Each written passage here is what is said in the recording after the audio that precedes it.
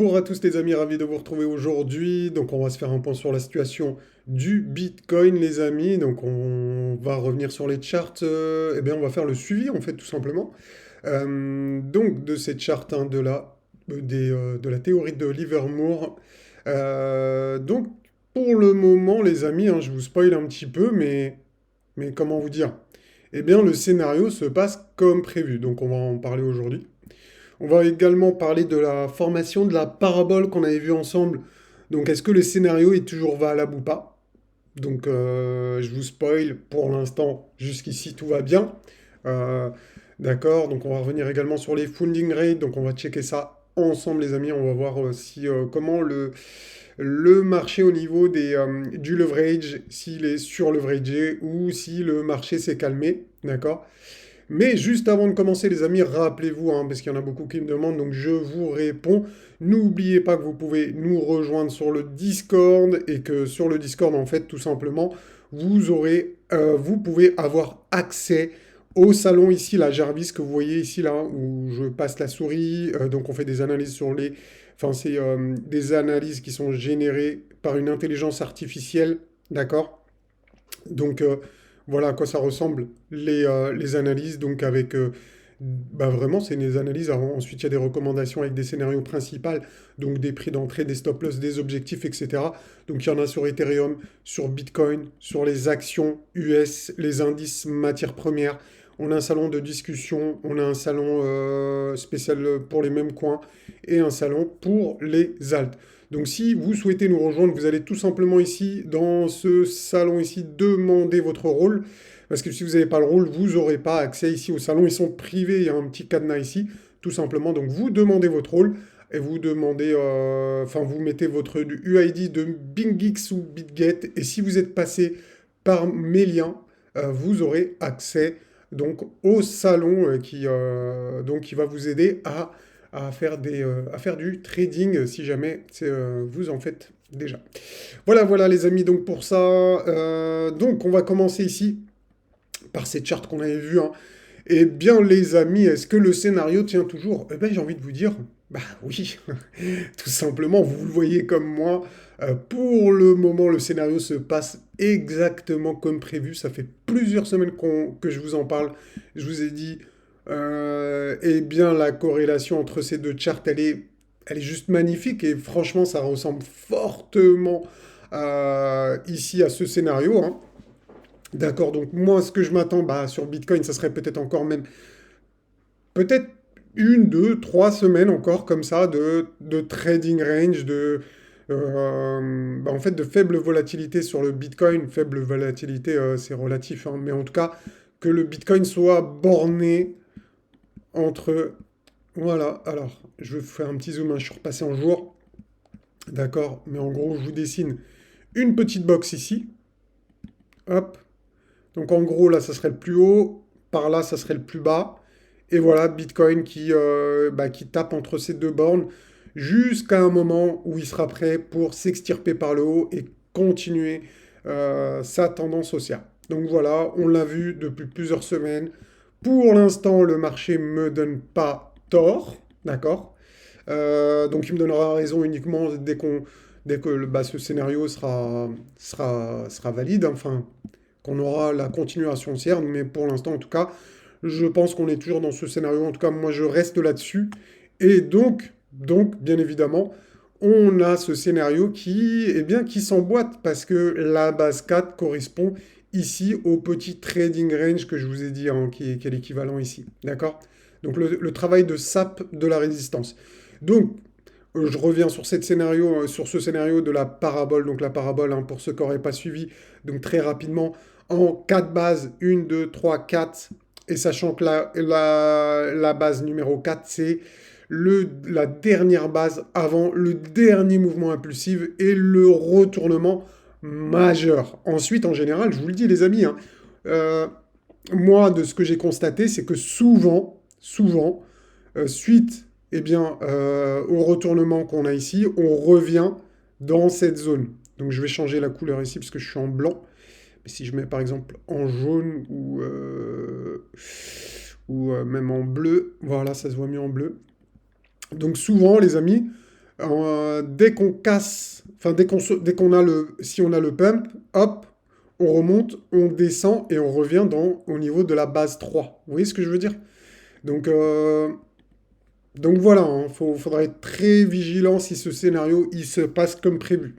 Donc pour le moment, ça se passe comme prévu, mais bon, on ne sait pas de quoi demain sera fait. Et si vraiment, ça se passe exactement comme prévu, donc le Bitcoin continue à ranger ici, et qu'ensuite on a une impulsion haussière assez puissante, eh ben ça sera pas le moment de FOMO, ça sera bien au contraire le moment de décharger ces cryptos ici.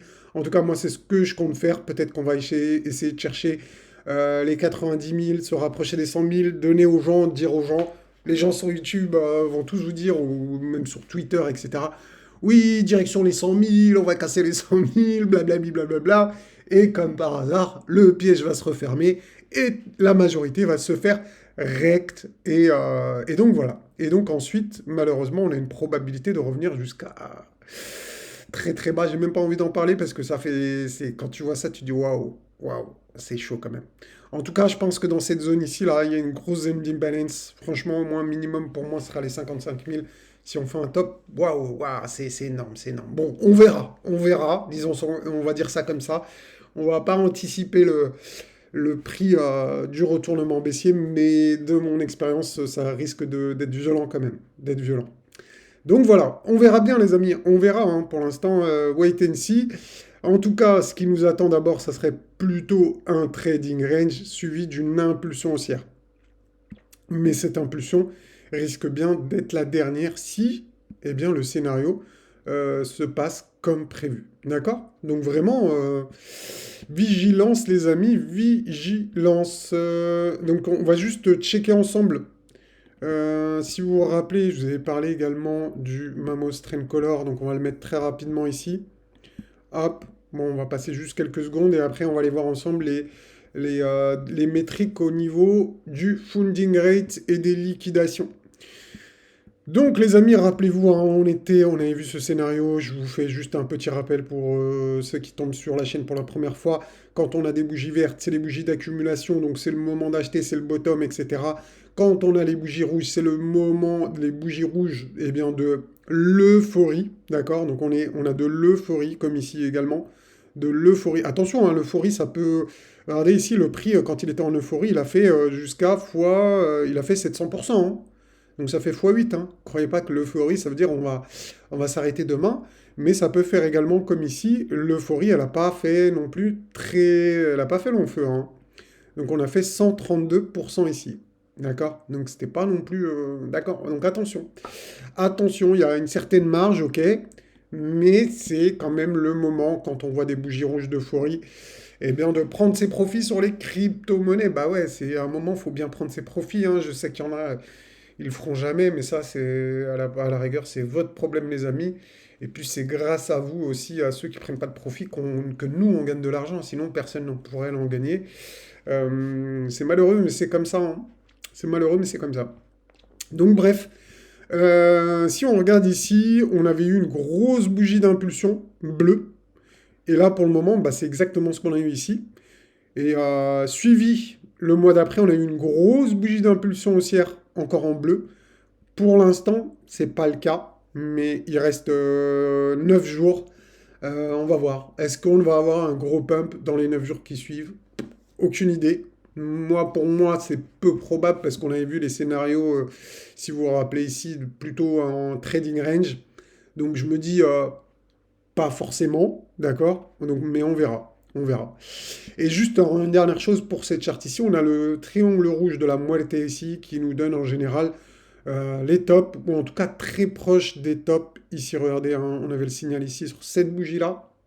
Le top est venu le mois suivant. D'accord? Donc quand même, ça va. Ça va, on est relativement proche du top grâce à ces signaux. Donc pour le moment, est-ce qu'on a topé d'après cet indicateur? Ben non, on n'a même pas fait d'euphorie.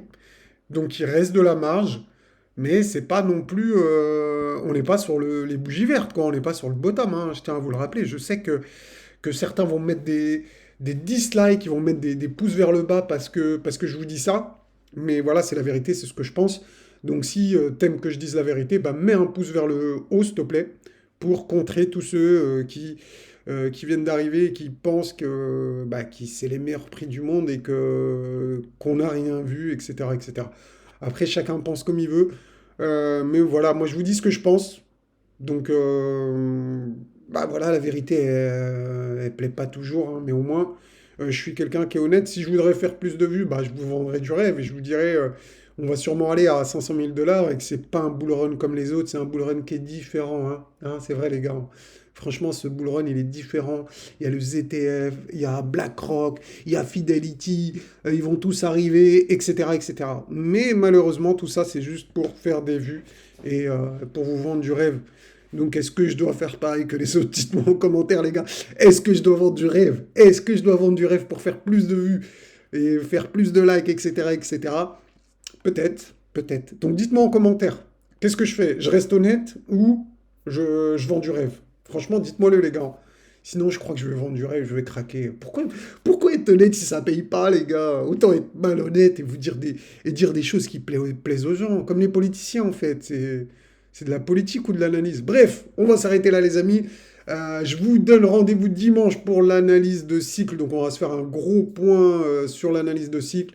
Donc, on laisse tomber les funding rates, etc. Et on voit ça. Dimanche, on fera un point sur la situation. Allez, ciao, ciao, les amis.